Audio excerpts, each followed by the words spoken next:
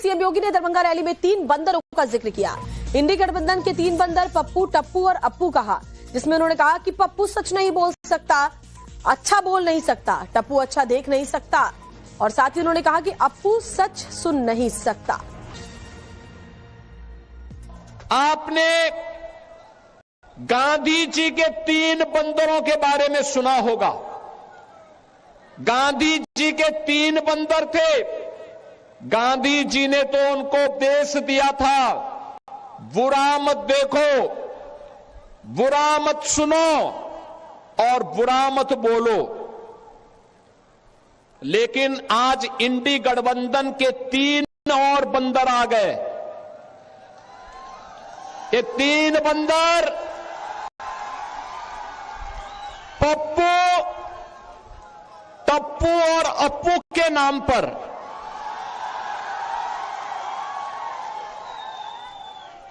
पप्पू, टप्पू और अप्पू के नाम पर पप्पू सच बोल नहीं सकता, अच्छा बोल नहीं सकता, टप्पू अच्छा देख नहीं सकता और अप्पू सच सुन नहीं सकता।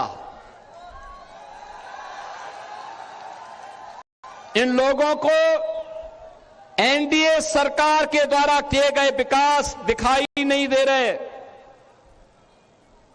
उसकी खुशबू इनको सुनाई नहीं दे रहा है, दिखाई नहीं दे रहा है। ये उसके बारे में बोल नहीं सकते, सुन नहीं सकते, देख नहीं सकते और इसीलिए तो दुष्प्रचार कर रहे हैं। इसके अलावा सीएम योगी ने यह भी कहा कि विपक्ष के नेता भारत को अपमानित करते हैं, विदेशी आक्रांताओं को महिमा मंडित करते हैं। उन्होंने यह भी कहा कि आरजेडी की सरकार के समय बिहार में 70 से ज्यादा नरसंहार की घटनाएं हुई थी। आपने देखा होगा कांग्रेस के नेता राहुल जी जब भी कहीं जाते हैं भारत के खिलाफ बोलते हैं, भारत के खिलाफ बोलते हैं, भारत को अपमानित करते हैं, विदेशी आक्रांताओं को महिमा मंडित करते हैं। और ये सभी, ये जो 3 इंडी गठबंधन के 3 बंदरों की जोड़ी है, बहनों और भाइयों, ये 3 बंदरों की जोड़ी ये बिहार में खानदानी माफियाज को गले लगा करके अपना शागिर्द बना करके बिहार की सुरक्षा में सेंध लगाने का काम कर रहे हैं। बिहार की सुरक्षा, घुसपैठियों को बिहार की धरती में घुसा करके बिहार की सुरक्षा में सेंध लगाना। क्या हुआ था आरजेडी की सरकार के समय? क्या हुआ था आरजेडी की सरकार के समय? बहनों और भाइयों, आरजेडी की सरकार के समय में यहां पर बिहार के अंदर 70 से अधिक नरसंहार की घटनाएं हुई थी। 70 से अधिक नरसंहार की घटनाएं। इन्होंने जातीय संगठन खड़े किए थे, बिहार में जाति को जाति से लड़ाते थे, पर्व और त्योहार नहीं होने देते थे, बेटी असुरक्षित, व्यापारी असुरक्षित, नौजवान के जीवन के साथ खिलवाड़, कट्टा बंदूक लेकर के बिहार की पूरी व्यवस्था को इन्होंने धूमिल करने का काम किया था। बहनों और भाइयों, ये वही लोग हैं जो आपको तो जाति के नाम पर बांटते हैं, घुसपैठियों को आमंत्रित करते हैं, आपकी आस्था के साथ खिलवाड़ करते हैं और फिर राष्ट्रीय सुरक्षा पर सेंध लगवाने का काम करते हैं। इसके अलावा सीएम योगी ने कहा कि जब भी आरजेडी कांग्रेस का इंडी गठबंधन बिहार के अंदर आया, दंगों की आग फैली। उन्होंने ये भी कहा कि जिस तरह जैसे कश्मीर में 370 खत्म करके वहां से पाकिस्तानी तत्वों को खदेड़ा गया, उसी तरह बिहार से भी घुसपैठियों को बाहर निकाला जाएगा। याद करना, जब भी आरजेडी कांग्रेस का इंडी गठबंधन बिहार के अंदर आया है, बिहार में दंगों की आग फैली है, जातीय नरसंहार हुए हैं, लूटपाट की एक नई अपसंस्कृति ने जन्म लिया है। यहां पर अपहरण एक उद्योग बना है, लेकिन अब हम अपने बिहार में इस प्रकार की अराजकता को फिर कभी नहीं आने देंगे।